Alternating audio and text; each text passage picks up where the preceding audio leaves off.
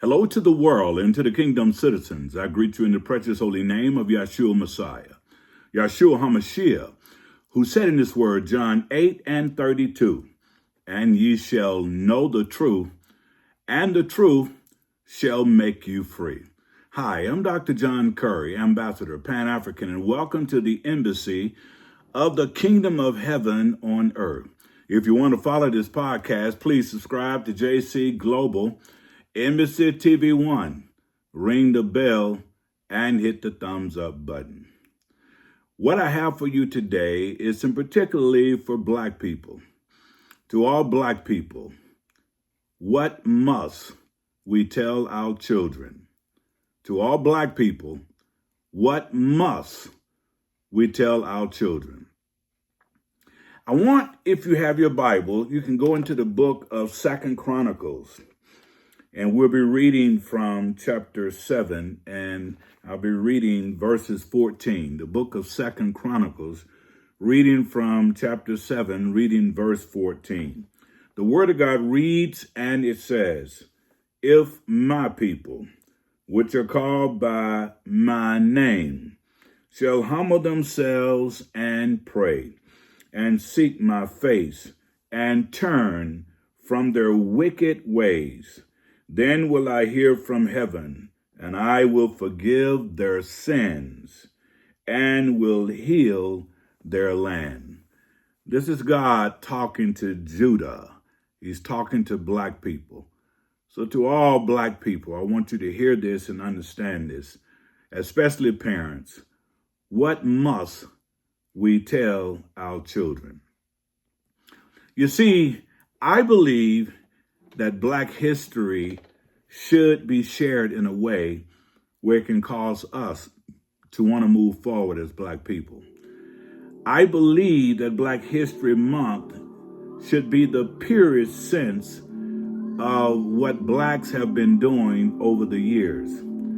So every Black History Month, which I believe is now gone, should have been an opportunity for Blacks to share with each other what we have done over the year to be able to encourage and motivate, enable our people, and to empower our people to want to do more for the following year.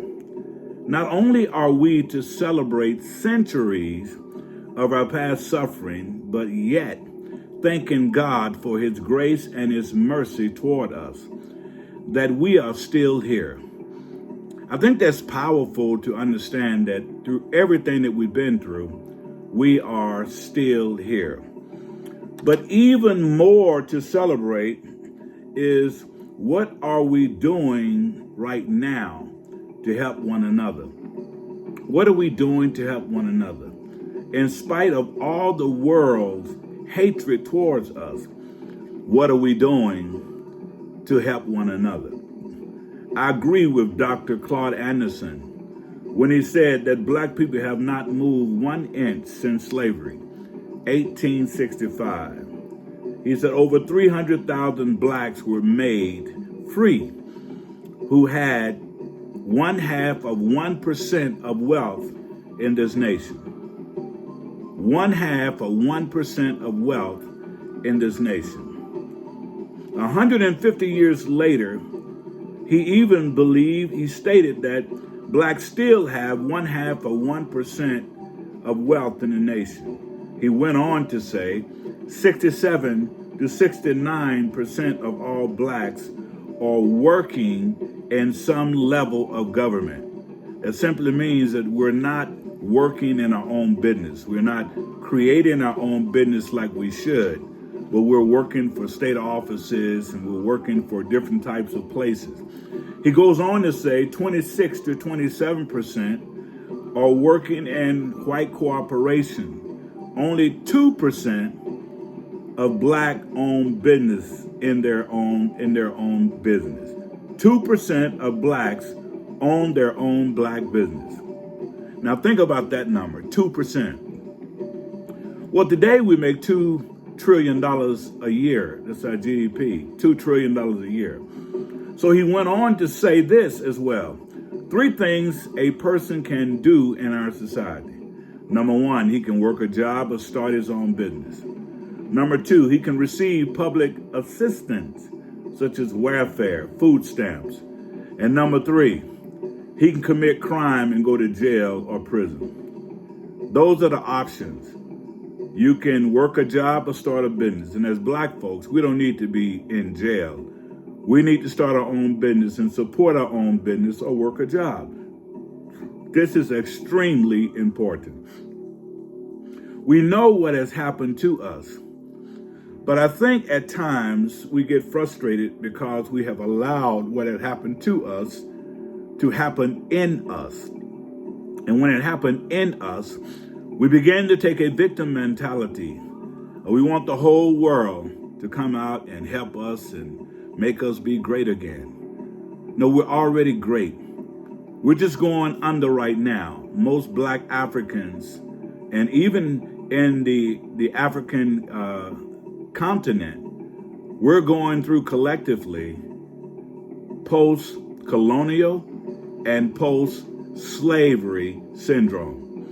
Many of us are wrestling with that because freedom is here, but we don't know how to take it. We're still waiting on somebody to come rescue our cities. We're still waiting on somebody to come tell us it's okay. And we're still waiting, we're hemorrhaging with waiting on one of these days we're going to be good. Well, I'm here to tell you, it is today that you're good. We don't have to wait anymore. All we need to do is become one people all over the world. On the continent of Africa, which its original name is Alkebulan. That simply means the Garden of Eden, and it also means the land of the blacks.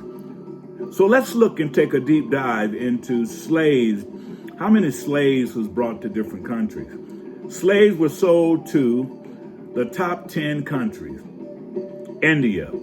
India had 184 million slaves. China, 339 million slaves.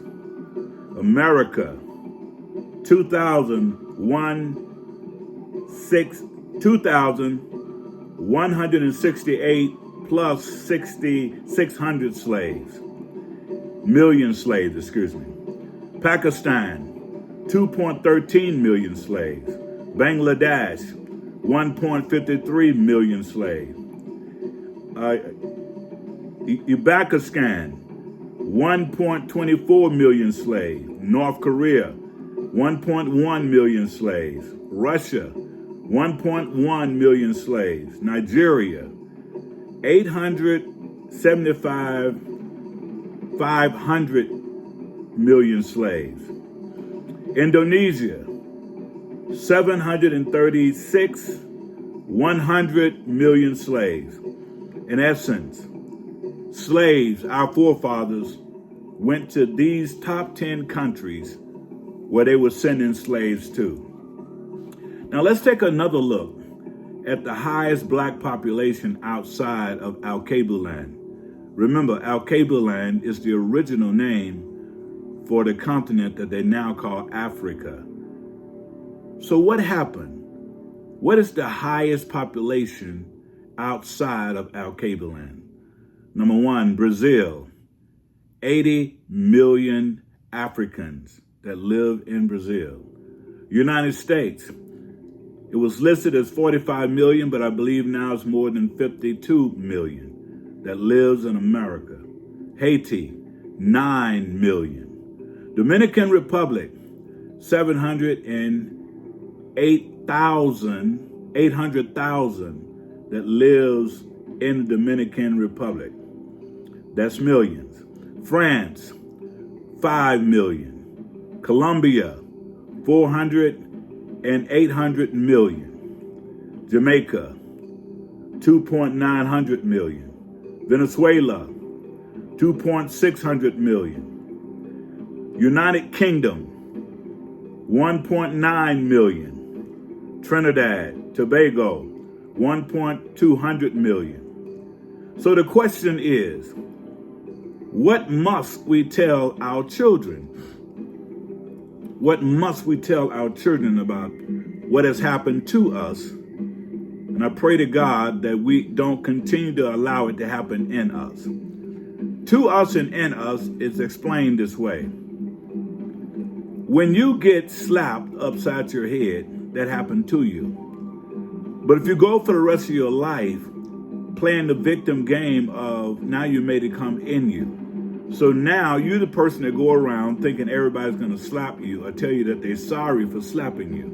Remember, what happened to you should not be what happened in you. We have to learn to move forward and be the great people that we really are.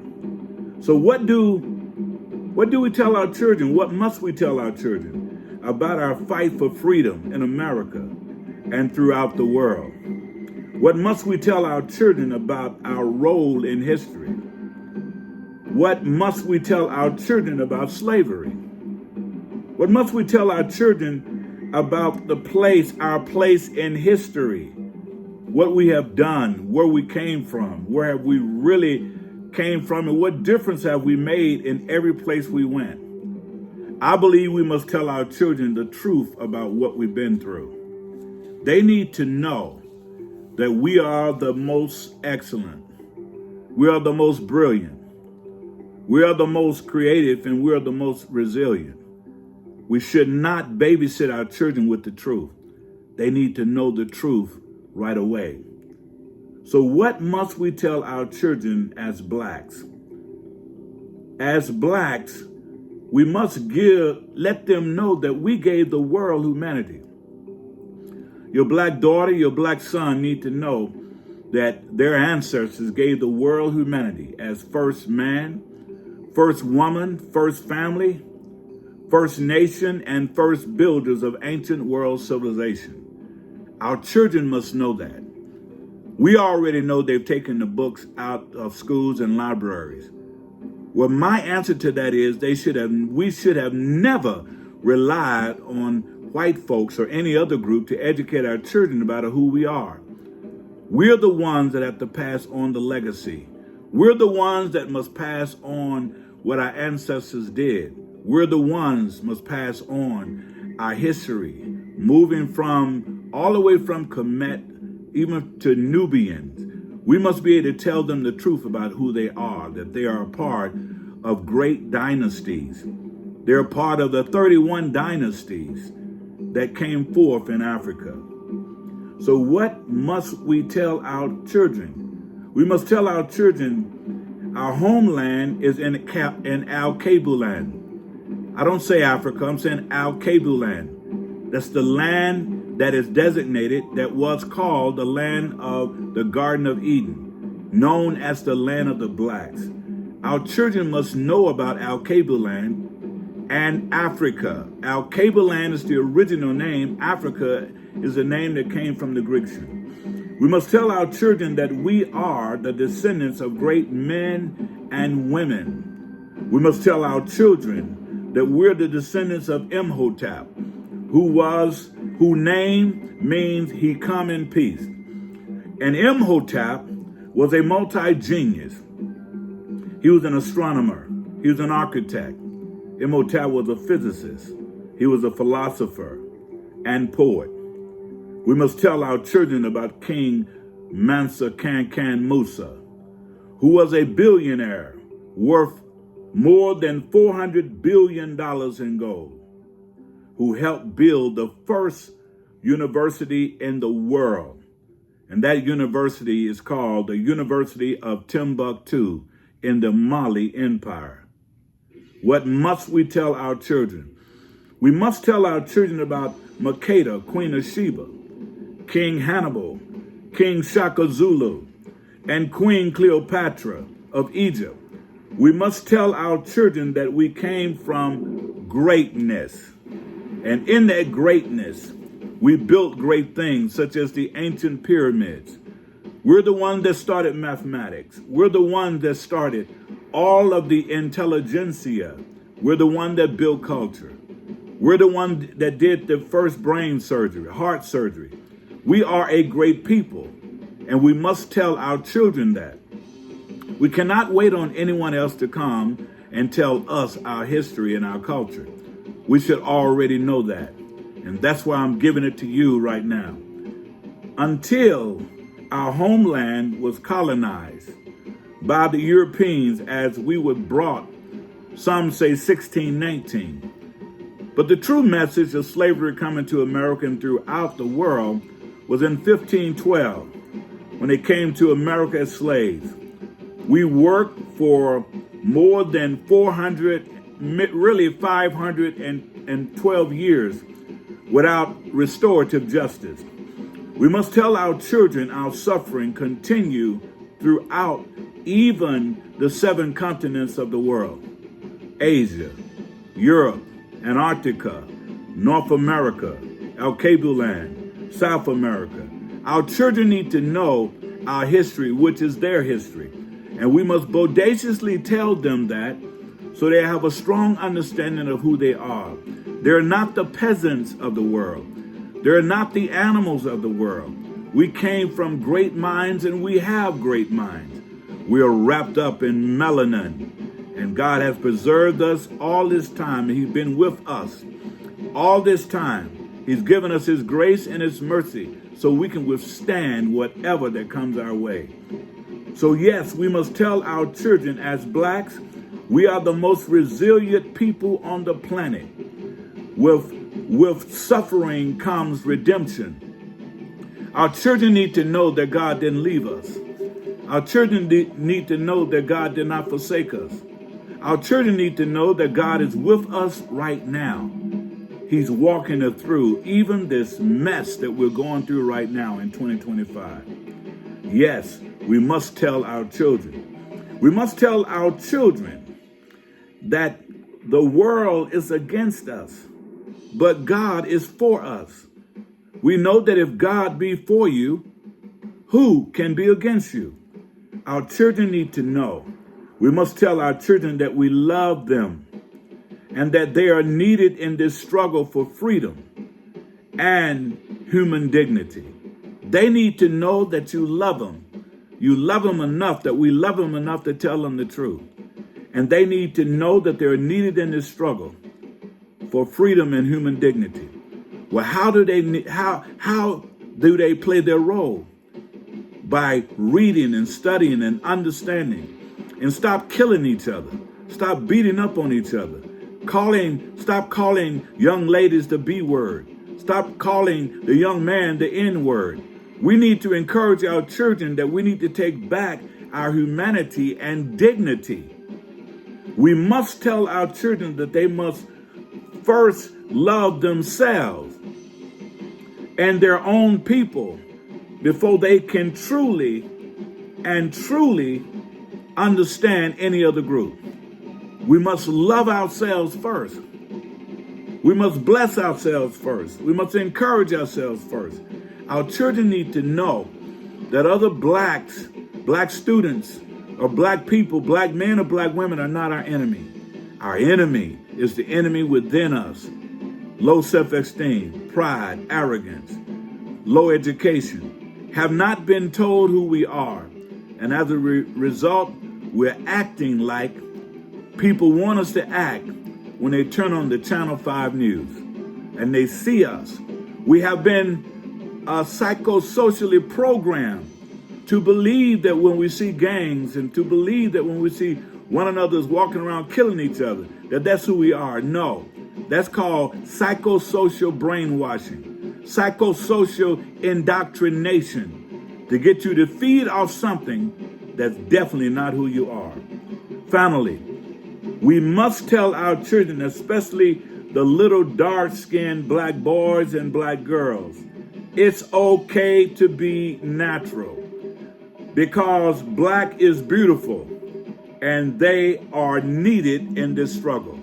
We must not allow our children to move in colorism, to think that black is bad and to think that white is right. We must move past those things. We must encourage our children.